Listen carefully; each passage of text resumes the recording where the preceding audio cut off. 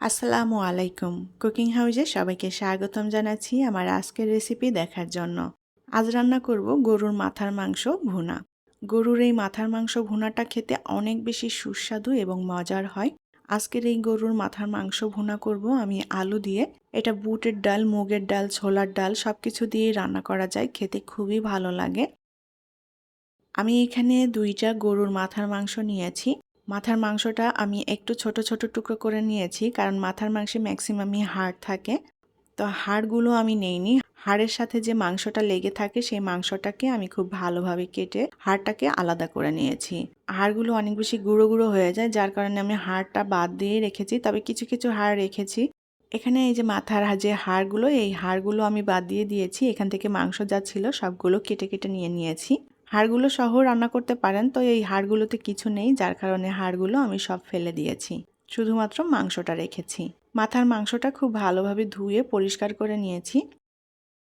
বাটিতে আমি নিয়ে নেব 2টা পেঁয়াজ, আর নিয়ে নেব কিছু রসুন এবং আদা রসুন পরিমাণ মতো করে নিয়ে নিতে হবে। আমি এখানে যা নিয়েছি 1 টেবিল চামচ করে হবে। আর নিয়ে নেব শুকনা মরিচ নিয়েছি 10-12টি। এখন এই পেঁয়াজ, আদা, রসুন, শুকনো মরিচ একসাথে ব্লেন্ডারে ব্লেন্ড করে নেব। পেঁয়াজ, আদা, রসুন, শুকনো মরিচ একসাথে ব্লেন্ডারে মিহি করে ব্লেন্ড করে নিয়েছি। রান্নার জন্য প্যানে পরিমাণ মতো করে তেল দিয়ে দেব। এখন এই তেলের মধ্যে দিয়ে দেব 2টা তেজপাতা, আর দিয়ে দেব গরম মশলা। আমি এখানে লবঙ্গ, এলাচ আর গোলমরিচ নিয়েছি, দারচিনিটা নেইনি। আর দিয়ে দেব পেঁয়াজ। এখানে মিডিয়াম সাইজের 4টা পেঁয়াজ কেটে নিয়েছি, একটু গোল মোটা করে। পেঁয়াজটাকে হালকা একটু ভেজে নেব।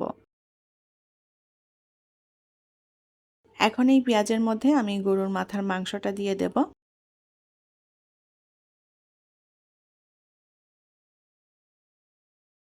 এখন এই মাথার মাংসটাকে আমি ভালোভাবে পেঁয়াজের সাথে মিলিয়ে নিয়ে কিছুক্ষণ ভেজে নেব।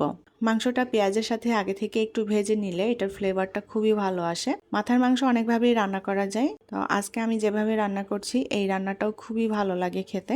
মাংস থেকে যে পানিটা বের হয়েছে এই পানিটা একটু টানিয়ে নেব। ভালো করে নেড়ে চেড়ে দিতে হবে যেন সব দিকটাই সমানভাবে জাল পড়ে। আমি 6-7 মিনিটের মতো মাথার মাংসটাকে ভালোভাবে পেঁয়াজের সাথে ভেজে নিয়েছি, আর যে পানিটা বের হয়েছিল পানিটাও একটু টানিয়ে নিয়েছি। এখন এর মধ্যে প্রথমে যে মশলাটা ব্লেন্ড করে নিয়েছিলাম সেটা দিয়ে দেব। খুব ভালো করে নেড়েচেড়ে মিলিয়ে নেব। অল্প আঁচে এখন মাথার মাংসটাকে কষিয়ে নিতে হবে।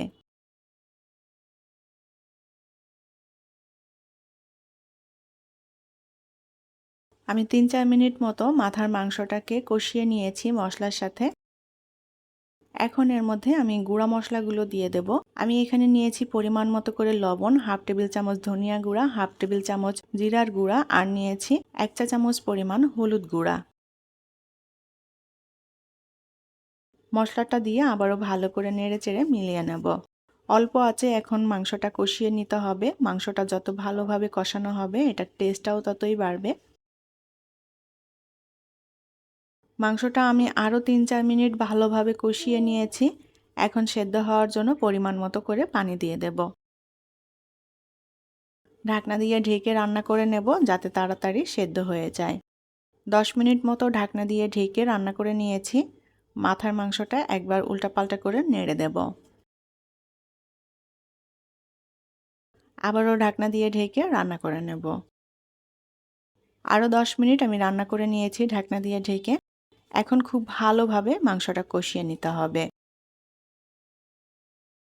মাংসের মধ্যে আমি আলু দেব। এখানে বড় সাইজের একটা আলু কেটে নিয়েছি। আলুটাকে একটু ছোট টুকরো করে কেটে নিয়েছি। আলু দিয়ে আবারও খুব ভালোভাবে কষিয়ে নেব। আলু কেউ না দিতে চাইলে শুধুমাত্র মাংসটাই ভুনা করে নেওয়া যাবে। আলুর পরিবর্তে এখানে বুটের ডাল, ছোলার ডাল বা মুগের ডাল দিয়েও কিন্তু এটা রান্না করে নেওয়া যায়। আলু দিয়েও আমি আরও 3-4 মিনিট কষিয়ে নিয়েছি।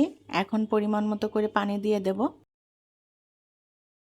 ঢাকনা দিয়ে ঢেকে আবারও রান্না করে নেব। আরও 10 মিনিট মতো ঢাকনা দিয়ে ঢেকে রান্না করে নিয়েছি। আর ঝোলটাও মাখো মাখো হয়ে এসেছে। ঝোলটা আমি আর খুব বেশি টানাবো না, মাখো মাখো ঝোল রাখবো। এখন এর মধ্যে দিয়ে দেব 1 চা চামচ পরিমাণ টালা জিরার গুঁড়া, আর 1 চা চামচ পরিমাণ টালা গরম মশলার গুঁড়া। জিরা গরম মশলার গুঁড়া ভালো করে নেড়ে চেড়ে মিলিয়ে নেব। ঢাকনা দিয়ে ঢেকে দেব 2 মিনিটের জন্য। 2 মিনিট পর চুলাটা বন্ধ করে দেব।